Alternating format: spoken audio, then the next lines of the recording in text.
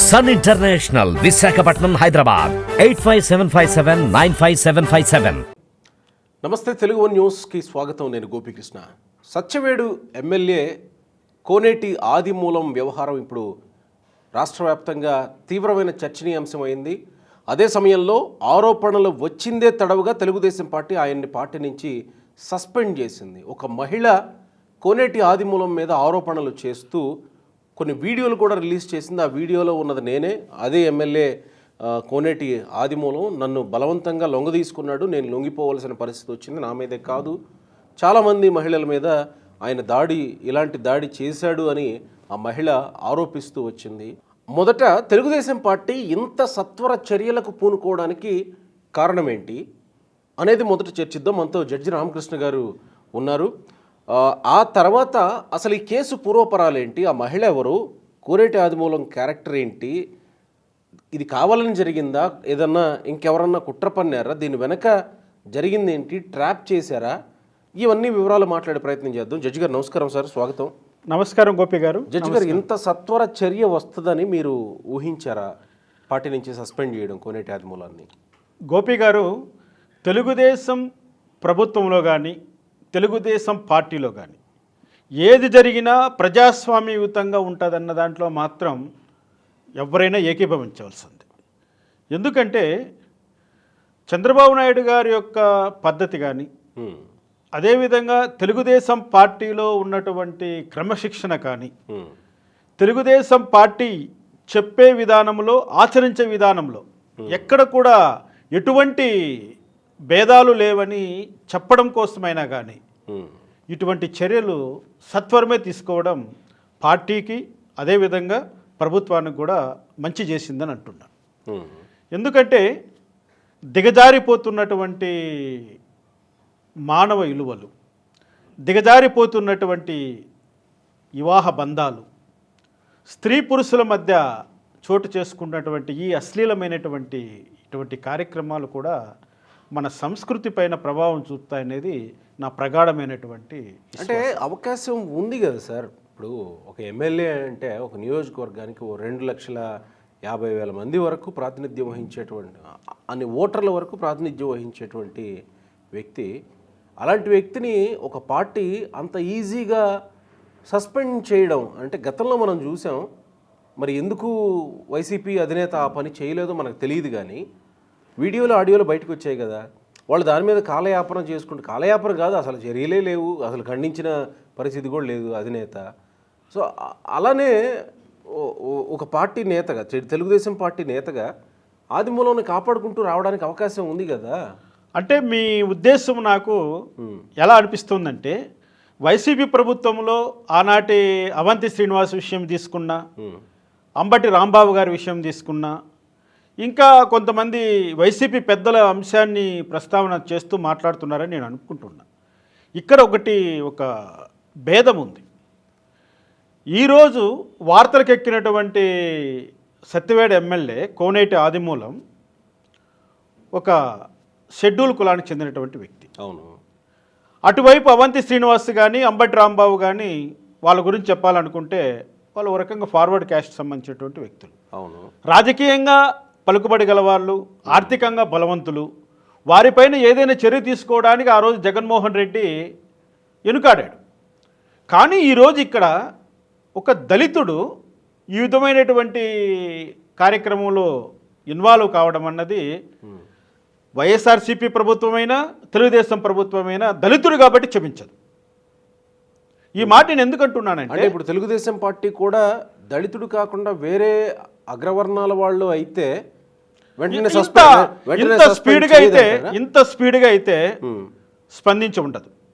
మీరు కొత్త కోణాన్ని తెర మీదకి తీసుకోవాలి అంటే తప్పు చేసిన వాడికి కులం కార్డు కూడా ఒక ఇది ఉంటుంది. అవును, అగ్ర కులస్తులకు ఒక న్యాయము, నిమ్న కులాలకు ఒక న్యాయం అనేది సమాజంలో పరిపాటిగా జరుగుతుంది. కాబట్టి ఇటువంటివి జరగడానికి అవకాశం ఉందనేది నా అభిప్రాయం. ఎందుకు ఈ మాట అంటున్నామంటే, అంటే మీరు ఒకవేళ ఇంతకు ముందు ఎవరైనా అగ్రకులాల వాళ్ళు చేసినా తెలుగుదేశం పార్టీ చర్యలు తీసుకోకుండా ఇప్పుడు ఎస్సీ కులం వాళ్ళు చేశారు కాబట్టి చర్యలు తీసుకుంది అనడానికి మీకు అవకాశం ఉంటుంది. కానీ గతంలో ఎప్పుడు ఆ పరిస్థితి జరగలేదు కదా. ఇప్పుడు ఎస్సీ కులం వాళ్ళు చేసే ఉన్నప్పుడు మాత్రమే ఇలాంటి చర్య తీసుకున్నారు, ఇంత సత్వరమే స్పందించారు అనడాన్ని ఎట్లా సమర్థించుకుంటారు మీరు? అంటే గోపి గారు, నేను ఇక్కడ విశ్లేషణ చేస్తున్నది ఎవరన్న దాని విషయంపైనే. మీరు అన్న ప్రశ్నకు సమాధానం చెప్తున్నా. అదే సార్ నేను అంటున్నా, ఇక్కడ ఒక తప్పు చేసిన వాడికి కులం కార్డు బయటికి తీసుకొచ్చి దళితుడు కాబట్టే చర్యలు తీసుకున్నారు, దళితులు కాబట్టే అగ్రకులాల వాళ్ళు కాబట్టి ఇక్కడ చర్యలు తీసుకోలేదు అని అనడం సమంజసమేనా? మీరు ఎట్లా సమర్థించుకుంటారు అంటున్నా. ఇక్కడ అంటున్నది ఇప్పుడైతే ఎవరైతే ఎమ్మెల్యే ఇన్వాల్వ్ అయినాడో ఇందులో ఆ వీడియోలు పట్టి చూస్తుంటే అతనే బలవంతం చేసినట్లుగా లేదే. ఒకటి ఇక్కడ ఏంటంటే, నేను అందుకే అంటున్నా, దిగజారిపోతున్నటువంటి ఈ వివాహ బంధాన్ని, మన సంస్కృతిని కాపాడుకోలేకపోతున్నామనే ఒక బాధ తప్ప, ఇటువంటి ఆడవాళ్ళు అడుగడుగున తారాసపడడం, వీళ్ళు తన భర్త కూడా పక్క నుండి ఆ విధంగా మీడియాకి ఎక్కడం, మరి దీన్ని ఏ కోణంలో చూడాలి? నేను అంటున్నది ఏంటంటే, ఒకవేళ ఆమె బలహీనతను వాడుకొని, ఇతను అధికారంలో ఉన్నాడు కాబట్టి ఆమె బలహీనతను వాడుకున్నాడు పలానా విషయంలో అని చెప్పాలనుకున్నా కూడా, ఈమె ఆ ఎమ్మెల్యే గారి దగ్గరికి ఆ విధంగా వెళ్ళడానికి ప్రేరేపించినటువంటి కారణాలు ఏంటో చెప్పట్లేదు తను. మరొక విషయం ఏంటంటే, ఆమెంతకు ఆమె వాలంటరీగా వెళ్ళినట్లుగా కనపడుతుంది, కానీ తను ఒక ఫైల్ తీసుకొని వెళ్ళి నాకు ఈ పని చేసి పెట్టండి అన్నప్పుడు నువ్వు నాకు ఈ విధంగా సరెండర్ అయితే నీ పని చేసి పెడతానని ఆయన అన్నట్లుగా కూడా ఎక్కడా లేదు. ప్రస్తుతానికైతే ఆదిమూలపు నుంచి ఇంతవరకు ఒక వివరణ కూడా బయటకు రాలేదు. వచ్చింది, ఒక టీవీ ఛానల్తో మాట్లాడారు ఆయన, నేను అటువంటి పనులు చేయలేదండి, నా బిడ్డలతోడు నా పిల్లల మీద ఒట్టేస్తాను, నాకు ఆ మహిళకి ఎటువంటి సంబంధం లేదండి, కాకపోతే మా మండలంలో ఒక మహిళా అధ్యక్షురాలుగా ఉంది, కానీ ఇలాంటి కార్యక్రమాలకైతే నేను పాల్పడలేదని చెప్పుకుంటూ వచ్చాడు. ఇప్పుడు నేను అంటున్నది ఏంటంటే, తెలుగుదేశం ప్రభుత్వం కానీ పార్టీ కానీ ఇంత తొందరపాటు నిర్ణయాన్ని తీసుకోవడం అన్నది కేవలం ఒక దళితుల విషయంలో జరిగింది అంటున్నా. నువ్వు ఏదైనా ఒక వ్యక్తిని సస్పెండ్ చేయాలంటే ఆ వ్యక్తి వివరణ ఇచ్చిన తర్వాత సస్పెండ్ చేయాలి. ఇప్పుడు అది ఆ వీడియో మార్పింగ్ కావచ్చు, లేకపోతే ఆ వీడియోలో ఎటువంటి కంటెంట్ లేకపోయి ఉండవచ్చు. ఆమె పెన్ కెమెరాతో నేను షూట్ చేస్తానని ఆమె చెప్తోంది. అంటే ప్రిపేర్ అయి వెళ్ళింతాను, ఇతన్ని ఏదో విధంగా బదనాం చేయాలనే దురుద్దేశంతోనే ఆమె ప్రిపేర్ అయి వెళ్ళింది. మరి ఆమె ఒకవేళ డబ్బు తీసుకొని వెళ్ళింటే దాన్ని ఏమన్నాలి? ఇక్కడ దానికి ఆయన ఎమ్మెల్యే ఉద్యోగానికి సంబంధం ఏంటి? అంటే ఇక్కడ నేను చెప్తున్నది ఏంటంటే, ఏదైనా న్యాయబద్ధంగా జరగాలి. అంటే మీరు ఒక వివరణ తీసుకోవాలి. వివరణ ఇచ్చిన తర్వాత తెలుగుదేశం పార్టీ అధినేత దానికి సంతృప్తి పడకపోతే అప్పుడు చర్యలు తీసుకోండి. మీ మీడియాలో వచ్చిన కథనాలన్నింటినీ మీరు బేరీ చేసుకొని ఈ విధంగా సస్పెండ్ చేస్తే ఒక దళిత వ్యక్తిని, ఒక్క మాట ఇక్కడ నేను అంటున్నది ఏంటంటే, మీరు దళితుడు కాబట్టి ఇంత స్పీడ్గా యాక్ట్ చేశారు. జడ్జి గారు ఒక్క మాట, మీరు దర్యాప్తు చేసి నిరూపణ అయితేనే చర్యలు తీసుకోవాలనేది కదా మీరు అంటున్నారు. నేను అంటున్నది అదే. ఇక్కడ ఆగస్టు 10వ తేదీన ఆ మహిళ మీద లైంగిక దాడి జరిగిందనేది ఆ మహిళ చెప్తున్నది. 10వ తేదీ తర్వాత నేను మా భర్త కలిసి చంద్రబాబు గారిని చిన్నబాబు గారిని ఇద్దరిని కలిసి కంప్లైంట్ చేసామంటున్నారు. ఈరోజు డేట్ ఎంత? సెప్టెంబర్ 5వ తేదీ. సో ఆగస్టు 10 తర్వాత సెప్టెంబర్ 5కి ఇంత గ్యాప్లో తెలుగుదేశం పార్టీ ఎంక్వైరీ చేయకుండానే ఉందా? తెలుగుదేశం పార్టీ ఎవరు ఈ వ్యక్తి, ఏం జరుగుతుంది, అసలు ఏం జరిగిందనే విషయం మీద చేయకుండానే ఉందా? ఆ ఎక్సర్సైజ్ చేయకుండానే ఈరోజు ఇంత సత్వరమైనటువంటి యాక్షన్ తీసుకుందా? గోపి గారు, ఒకవేళ నిజంగానే ఆ యువతి పైన లైంగిక దాడి జరిగింటే తను మొట్టమొదటి చేయాల్సిన పని ఏంటి? కంప్లైంట్. పోలీస్ స్టేషన్లో కంప్లైంట్ ఇవ్వకుండా మీరు ముఖ్యమంత్రి గారికి కంప్లైంట్ ఇచ్చారంటుంది. అంటే ముఖ్యమంత్రిని ఇప్పుడు దోషం చేస్తుంది ఆమె. ముఖ్యమంత్రి గారు ఇన్ని రోజులు ఎందుకు కామ్గా ఉన్నారు? విత్ ఇన్ ద పార్టీ అండి. No, it is not within the party. ఇది క్రైమ్. ఒక లైంగిక దాడి అంటే ఇది క్రైమ్. కంప్లైంట్ చేయాలి. డెఫినెట్గా ముఖ్యమంత్రి గారిని ముద్దాయి చేస్తుంది ఈమె. ముఖ్యమంత్రి గారికి కంప్లైంట్ ఇచ్చినా కూడా ముఖ్యమంత్రి గారు పట్టించుకోకుండా ఆయన డిలే చేశాడు అంటే ముఖ్యమంత్రి గారు తప్పు చేసేట్లే కదా ఇప్పుడు. అంటే ఎవరిని ముంచడానికి ఈ నాటకం ఆడుతుంది ఇప్పుడు? మేము అంటున్నది ఒకటే, ఒకవేళ ముఖ్యమంత్రి గారి కంప్లైంట్ ఇచ్చి ఉంటే ఆమె వెంటనే ముఖ్యమంత్రి గారు దాన్ని వెంటనే ప్రాసెస్ చేయాలి. ఆయన ఒక రాష్ట్రానికి ఒక అధిపతిగా ముఖ్యమంత్రి గారు లా అండ్ ఆర్డర్ను కూడా ఆయన కంట్రోల్ ఉంటుంది కాబట్టి ముఖ్యమంత్రి గారు వెంటనే దాని మీద స్పందించాలి. ముఖ్యమంత్రి గారు స్పందించకుండా పార్టీ నుంచి సస్పెండ్ చేస్తే అది న్యాయబద్ధమా? పోలీస్ కంప్లైంట్ లేకుండా ఈ విధంగా పార్టీ నుంచి సస్పెండ్ చేసినంత మాత్రాన ఆమె జరిగేటువంటి నష్టము పూడ్చగలమా? అంటే ఇక్కడ నేను అంటున్నది ఏంటంటే ఆమె పైన నిజంగానే లైంగిక దాడి జరిగి ఉంటే ఆమె వెంటనే పోలీసులకు కంప్లైంట్ ఇచ్చి ఉండాలి. దానిపైన పోలీసు విచారణ జరిగి ఉండాలి. పోలీసులు తీసుకున్నటువంటి చర్యలు కూడా అతను బాధ్యుడే ఉండాలి. ఇప్పుడు అవన్నీ జరగకుండా సుమారుగా 25 రోజుల తర్వాత ఈ విధమైనటువంటి వీడియోలతో ముందరికి వచ్చి ఈ విధంగా ఒక దళితుడైనటువంటి ఒక ఎమ్మెల్యే పైన ఇంత వడివడిగా పావులు కదపడం అన్నది ఒక కుట్ర అంటాను నేను. ఏంటి ఆ కుట్ర ఏంటి, ఎవరు చేశారనేది మీ అనుమానాలు ఏమన్నా ఉన్నాయా? నేను ఒకటి చెప్తాను.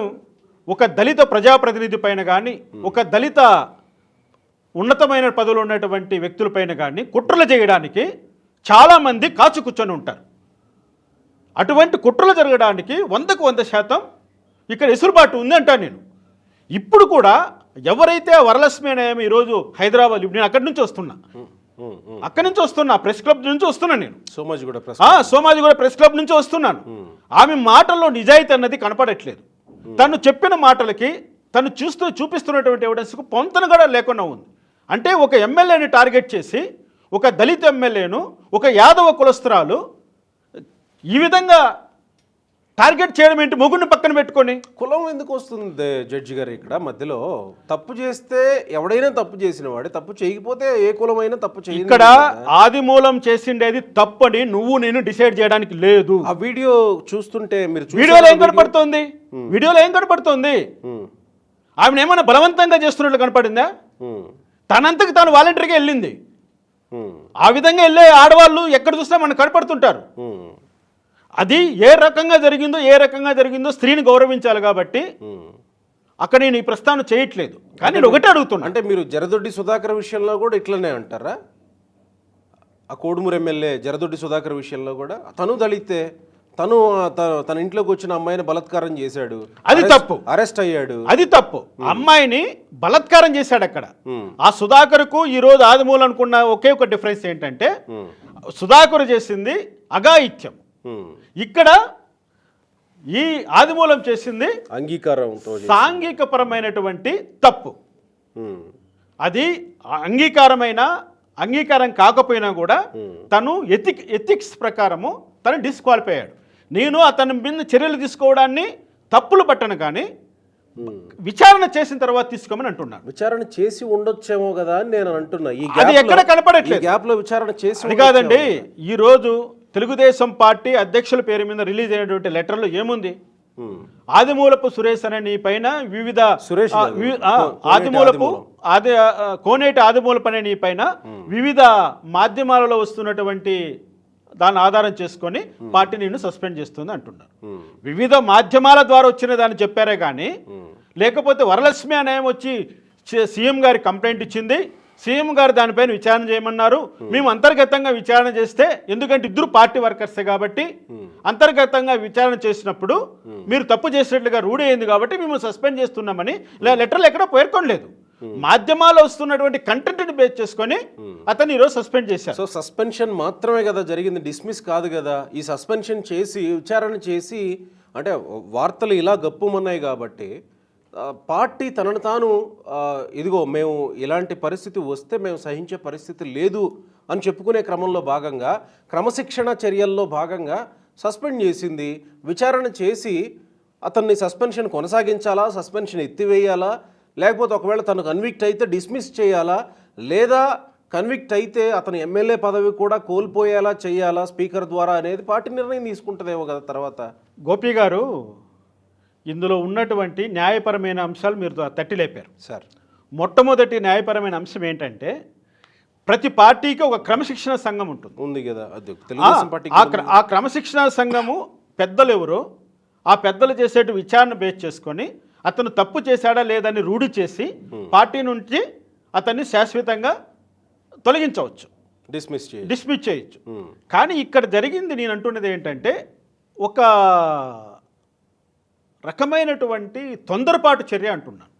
ఆ తొందరపాటు చర్య కూడా ఎందుకు అంటున్నానంటే, ఏదైనా ఒక వ్యక్తిపైన నిందారోపణలు వచ్చినప్పుడు దానికి సంబంధించినటువంటి ఒక ప్రాథమికమైనటువంటి ఒక అంశం కూడా తీసుకోవాలి.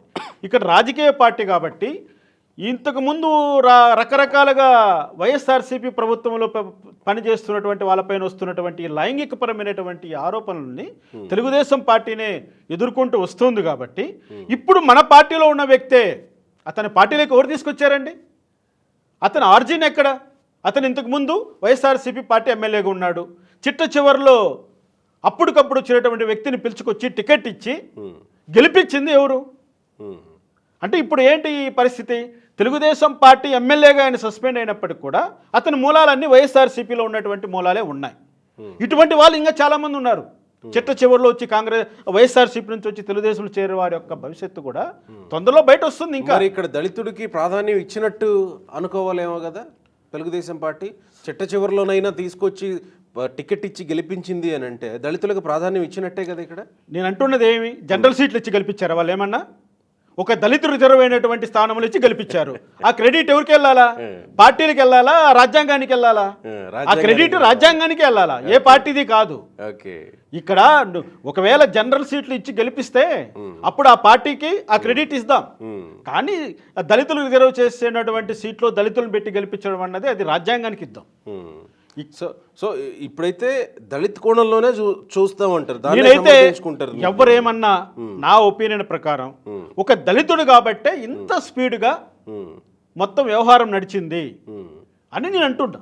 సరే, ఇప్పుడు వద్దాం, కుట్ర దగ్గరికి వద్దాం. ఇందాక నేను ఆమె సోమాజిగూడ ప్రెస్ క్లబ్ దగ్గర మాట్లాడుతున్నప్పుడు మీరు గమనించిన అంశాలు చెప్తుంటే వేరే వైపు డైవర్ట్ అయ్యాను. ఏం గమనించారు మీరు?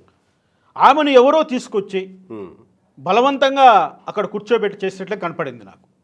నేను పలకరిద్దామని ప్రయత్నం చేస్తే ఆమె తప్పించుకొని వెళ్ళిపోయింది. ఇక్కడ ఏంటంటే నేను తెలియని, బహుశా అందరికీ తెలిసిన వ్యక్తి కాబట్టి నేను అనుకుంటున్నా.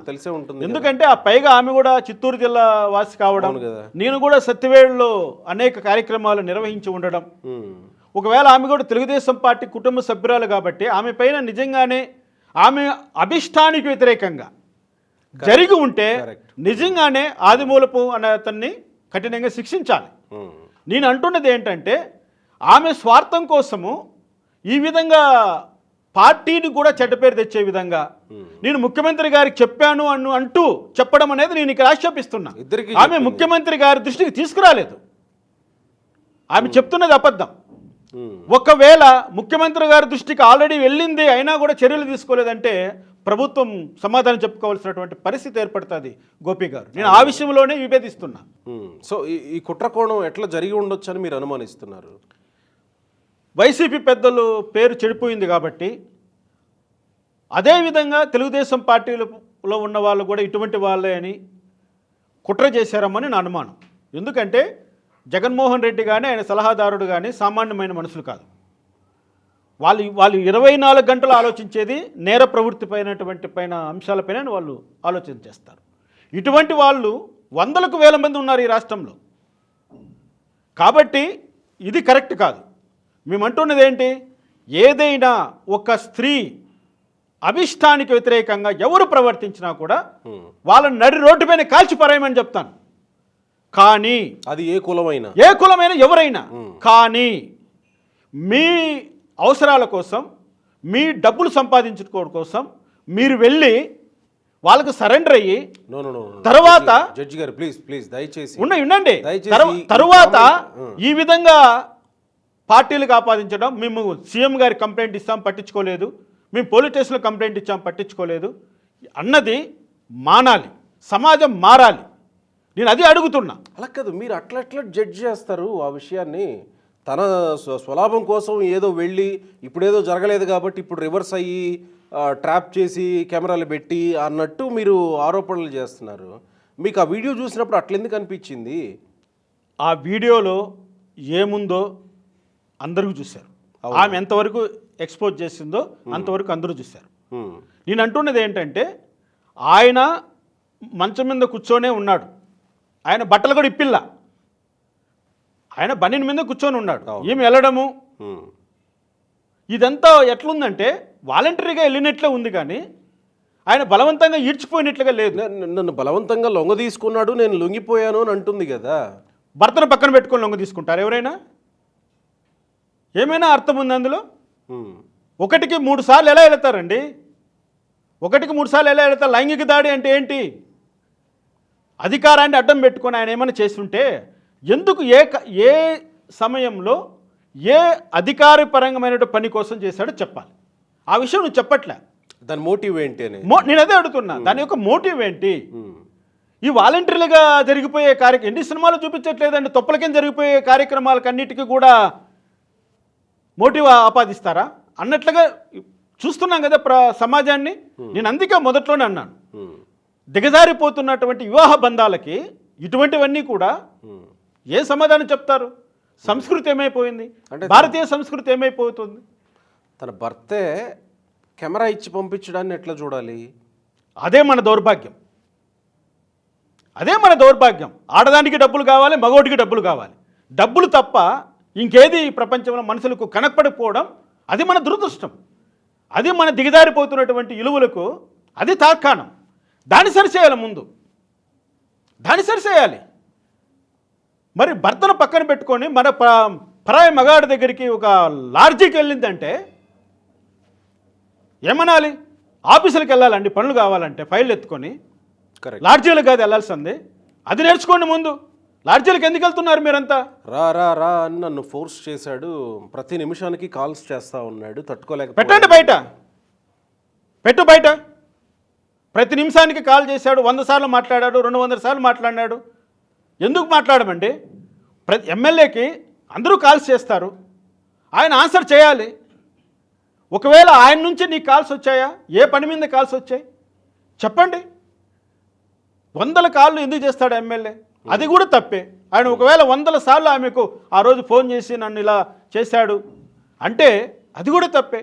ఆదిమూలపు అనే అతని గురించి చాలా అభియోగాలు ఉన్నాయి సత్యవేడులో, నేను కాదనట్లేదు.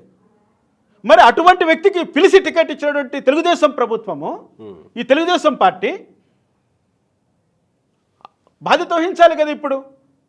అందుకనే సస్పెండ్ చేశామంటారు. వహించారు అదే కాబట్టి అంటున్నా, సస్పెండ్ చేశారు కదా. అందుకే మేము సస్పెండ్ చేశామంటున్నారు. అంటే అంత తొందరపాటు చర్యలు ఎందుకు? ఇంత సుదీర్ఘ చరిత్ర కలిగిన తెలుగుదేశం పార్టీలో ఏ పని చేసినా అంత తొందరపాటు ఎందుకు? ఆ రోజు తొందరపాటు నిర్ణయంతో అతన్ని మళ్ళీ తీసుకొచ్చి టికెట్ ఇచ్చారు. ఎమ్మెల్యే అయిన తర్వాత అదే తొందరపాటు చర్య ఎందుకు ఇప్పుడు కూడా? అతని వివరణ కూడా తీసుకోకుండా అసలు ఏం జరిగిందో. అంటే తెలుగుదేశం పార్టీ ఇలాంటివి లేదా అవినీతి ఆరోపణలు ఏమొచ్చినా కానీ మేము సహించము. గతంలో చరిత్ర చూడండి, ఎన్టీఆర్ ఉన్నప్పుడు మంత్రివర్గం నుంచి 10,000 లంచం తీసుకున్నాడని మంత్రివర్గం నుంచి ఒక ఆయన్ని బర్తరఫ్ చేశారు. తమ్మినేని సీతారాం విషయంలో కూడా ఇలాంటిది ఒక ఇష్యూ అయితే అక్కడ తమ్మినేని సీతారాం మీద చర్యలు తీసుకున్నారు. 14 నుంచి 19 వరకు రావెల్ కిషోర్ బాబు కొడుకు ఏదో కేసులో ఇది అయితే రావెల్ కిషోర్ బాబు మంత్రి పదవి పోయింది. అంటే మేము చర్యలు తీసుకుంటున్నాం అనే సంకేతాలు గతం నుంచి మేము ఇస్తూ ఉన్నాం, ఇదేం కొత్త కాదని తెలుగుదేశం పార్టీ చెప్తుంది. వాస్తవమే, తెలుగుదేశం పార్టీ చెప్తున్న వాటిలో ఏం అబద్ధమేం లేదు. మరి అలాంటప్పుడు దీన్ని కూడా తెలుగుదేశం పార్టీ ఇలాంటి అంశాలని సహించదు అనే కోణంలో ఎందుకు మనం చూడొచ్చు. తెలుగుదేశం పార్టీ ఇటువంటి అంశాలను ఎవరిని ఉపేక్షించదు అనేది కూడా చూడొచ్చు. దాంట్లో కూడా నేను కొట్టి పారాయట్లేదు. కానీ నేను అడుగుతున్నది ఏంటంటే, ఏదైనా ఒక ప్రాథమికమైన విచారణ జరిగిన తర్వాత ఇటువంటి చర్యలు తీసుకుంటే న్యాయస్థానాలు కూడా దీన్ని సమర్థిస్తాయి. ఇప్పుడు అతన్ని పార్టీ నుంచి మాత్రం సస్పెండ్ చేశారు, కానీ ఎమ్మెల్యే పదవి నుంచి కాదు కదా. ఇప్పుడు ఎమ్మెల్యే పదవి నుంచి అతను దించాలి అంటే కావలసినటువంటి న్యాయ ప్రక్రియ జరగాలి. ఆ న్యాయ ప్రక్రియను కూడా మొదలు పెట్టాలి. ఆ న్యాయ ప్రక్రియ ఆమె అన్నట్లుగా ఆగస్టు 10వ తారీఖున ఈ చర్య జరిగి ఉంటే 25 రోజులు అయిపోయింది. మరి 25 రోజుల వరకు ఎందుకు ఆమె కంప్లైంట్ ఇవ్వకుండా అలా ఆగిపోయింది అనేది అది కూడా ఒక కోణం అనేది నేను అంటున్నా. ఇక్కడ ప్రతి చర్యను లైంగిక దాడిగా మనం చూడడానికి లేదు. ఎందుకంటే ఆమెమి మైనర్ అమ్మాయి కాదు, తను ఒక అడల్టు, తనకంటూ ఒక కుటుంబము, పక్కన భర్త ఉన్నటువంటి ఒక స్త్రీ. ఆమె పైన ఏది జరిగినా కూడా ఆమెంతకు ఆమె నిర్ణయం తీసుకోవాల్సినటువంటి పరిస్థితి. ఒకవేళ అదే మైనర్ గర్ల్ అనుకోండి, అమ్మాయి ఇటువంటి సందర్భాల్లో తను 2 నెలలైనా ఆగొచ్చు, 3 నెలలైనా ఆగొచ్చు, ఎప్పుడైనా చెప్పచ్చు. తను మైనర్ కాబట్టి. కానీ ఇక్కడ అది వర్తించదు కదా. నేను అంటున్నది ఏంటంటే ఇటువంటి కేసులు పెట్టేటప్పుడు న్యాయస్థానాల్లో నిలబడేటట్లుగా వ్యవహరించండి.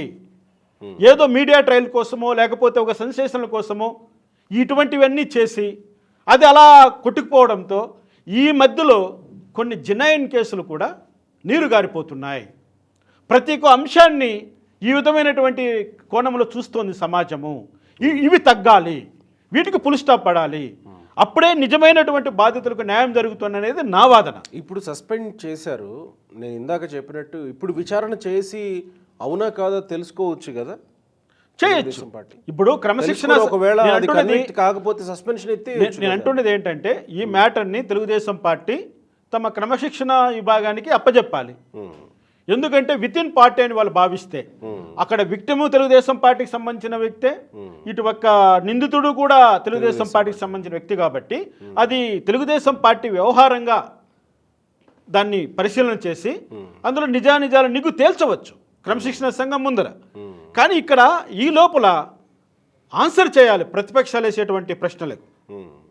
ప్రజా సంఘాలు ప్రశ్నిస్తాయి, ప్రతిపక్షం ప్రశ్నిస్తుంది. దీనికి ఎలా సమాధానం చెప్పుకోవాలనే దానికి తెలుగుదేశం ప్రభుత్వం ఆల్రెడీ చర్యలు తీసుకునింది కాబట్టి దాన్ని ఎలా ముగిస్తుందో వెయిట్ చేయాల్సిందే కానీ మనం చెప్పలేము. గోపి గారు, రైట్ సార్, థ్యాంక్ యూ, నమస్తే.